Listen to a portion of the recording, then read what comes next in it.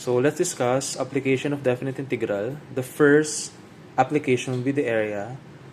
Area is divided into two for this application, area bounded by curve and area bounded by two curves. So this time we solve for area bounded by or under curves.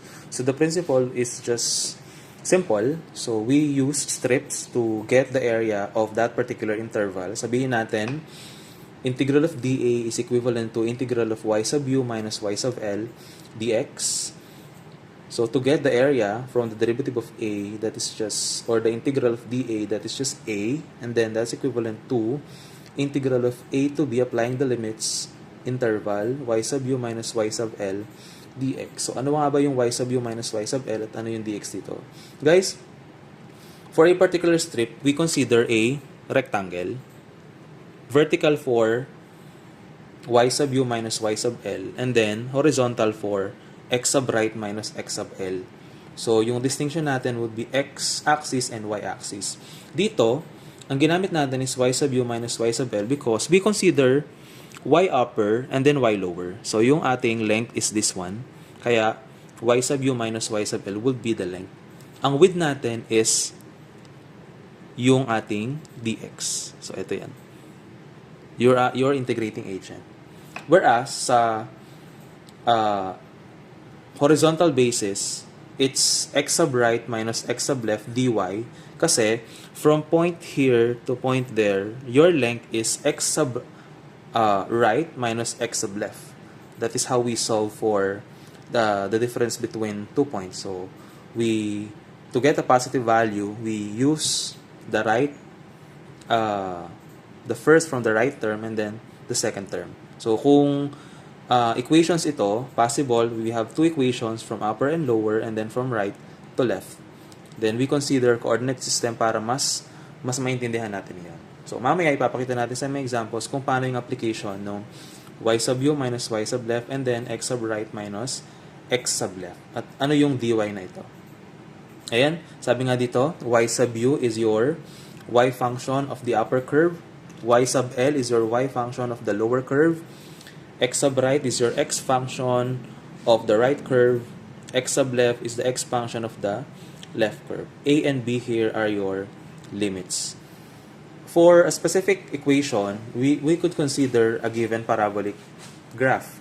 So, 4y squared is equal to 4ax. We review that when the parabola opens to the right, your equation should be in the format positive y squared is equal to positive 4ax.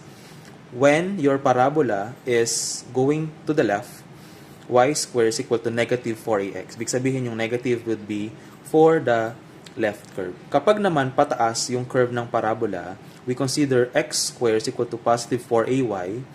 At kapag pababa naman, we consider x squared is equal to negative 4ay. Hindi ibig sabihin nasa vertex o nasa origin yung mga vertex ng parabola. Lagi-lagi nandyan yung ating graph. Hindi. Pwedeng mapunta siya dito, pero yung opening niya papunta pa rin sa right. Pwede siya dito, pero yung opening niya papunta sa left, or dito, or doon. Okay? So, ano nga ba yung mga steps na pwede natin gawin para mas maintindihan at mas maging easy yung solving natin for area bounded by curve? So, ito yung mga steps that will guide you when solving area under curve. So, first, we have to graph the curve para naman makita natin kung saan yung opening ng ating parabola. And then, number 2, decide whether vertical and horizontal strip will be used. So, you have to decide whether you will use a vertical strip or horizontal strip na napalawanag natin kanina. Number 3, determine the graph or equation where the ends of the strip lie. So, ano ba yung underlying strip dun sa ating equation, where kung saan nagmi-meet yung dalawang equation natin dun sa end-to-end point. Number 4, use y sub u minus y sub L or x sub right minus x sub L for the length of the strip. So, kailangan natin makita kung saan yung length natin. So, we have to decide whether we use the y or the x. Then, number 5, write the integral area of the strip. Then, number 6, we apply limits. So, for us to get the idea of how we solve area under curve, we solve problem number 1. Okay, first problem tayo. Continuation na lang to number 11, guys. This is number 12.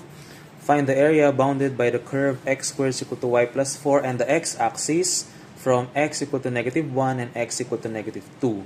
So we use the step-by-step guide for us to solve this particular problem. So step 1, we have to graph the curve. So lalagay tayo, by graphing the curve, we consider the coordinate system. X and y axis, and then naglagay lang ako ng mga plotted values dito. So paano natin mag-graph yung ating equation sa ating coordinate system? So we consider x squared is equal to y plus 4. Ang una nating mapapansin is that yung binigay ko kaninang parabolic equation na format. So kung mapapansin nyo guys, this is in the format x squared is equal to 4ay. This is linear and positive at y. So ibig sabihin, it should curve upward. Yun ang unang kailangan mong makita na ang ating equation, it should curve upward. Positive x squared is equal to positive at y. So para makuha natin yung mga values na ilalagay natin dito, for us to see if the curve is really curving upward, we let a value of a particular number. Sabihin natin, para makuha natin yung y or the vertex which lies along here, we consider x to be 0. If that is 0, that is y plus 4. Ibig sabihin, that is y is equal to negative 4. So, ang ating vertex is negative 0 and negative 4. So, ang ipa-plot ko yun, that is just right here. Yun yung vertex. Paano naman natin makikita yung mga value along x-axis? So, we also let a value of y para makuha natin yung x. So, when y is 0, so x squared is equal to 0 plus 4. Ibig sabihin, x squared is equal to 4. And then x is just square root of 4. So, square root of 4 is 2. So, our values along x-axis is positive or negative 2. So, our pairs are 2 and 0 and negative 2 and 0. Yun ang mga value natin dito along x-axis. So, negative 2, 0, and then 2 and 0. So, that's when you learn that it curves upward. So, ngayon, nag-graph mo na siya. Ang next na gagawin mo is step number 2. Ano ba yung step 2? Ang step 2, we choose the strip. But you have to be reminded na ang strip natin, it should touch two equations. So, kung titingnan mo dito, pag nag-drawing ako ng strip dito, okay siya kasi it touches the x-axis and it touches the parabola. Pag nag-drawing ako ng ng horizontal strip dito, it only touches one, which is parabola. Ibig sabihin, ang strip natin is vertical strip. Step 3.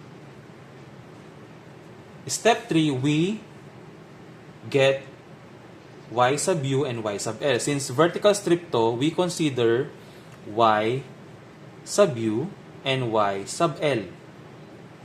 Gagamitin natin yan to get the length. Tama guys? Yung number 3 step natin, kung natatandaan nyo kanina, is we determine the graph or equation where the ends of the strip lies. Saan ba nag-e-end yung ating strip? So, kung ito-drawing natin, ito yung ating strip. Ito yung isang end, ito yung pangalawang end. So, y sub u, y sub l. Yan yung ating buong length. Tama? Y sub u is x-axis. Y sub l is your parabola. Step 3. So, step 4 na tayo. Ang step 4 natin, kukunin natin yung length.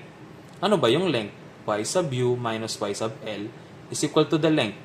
Ano yung y sub u? X-axis. Ang x-axis, guys, it takes along the origin. Ibig sabihin, 0 siya. Minus y sub l. Ano ba yung y sub l natin? Diba, ito lang naman yung parabola. Ano yung parabola? X squared is equal to y plus 4. Eh, ang kailangan natin is the x values kasi nasa y sub l tayo. So, ano yung ating x values dito? It would become x squared minus 4. Ililipat mo doon, itatranspose mo. Tama ba? then is equal to your length. Ngayon naman, kukunin natin yung simplified version nito. This is negative x squared plus 4 is equal to the length. Ito na yung length na gagamitin natin sa step number 5. Step number 5, formula mo, area is equal to length times width. Ano nga yung length? Negative x squared plus 4. Ano yung width? Of course, your integrating agent, dx. Nasa y sub u minus y sub l tayo. So, ang integrating agent natin, dx along x. Then, step number 6, we apply limits. Ang limits natin, guys, negative 1 and 2. X values, huwag kakalimutan, x limits. So, lalagay natin sa formula, a is equal to integral of negative 1 and 2, and then you have negative x squared plus 4 dx. So, kunin muna natin yung integrand equivalent nito or integral equivalent na na-discuss natin during your previous discussion dito. So, area here is equal to negative x cubed over 3 plus 4x from negative 1 to 2. So, eto na. Gagamit na tayo ng ating fundamental theorem of calculus, which is when f is 2 and then minus f is negative 1. So, area natin dito would be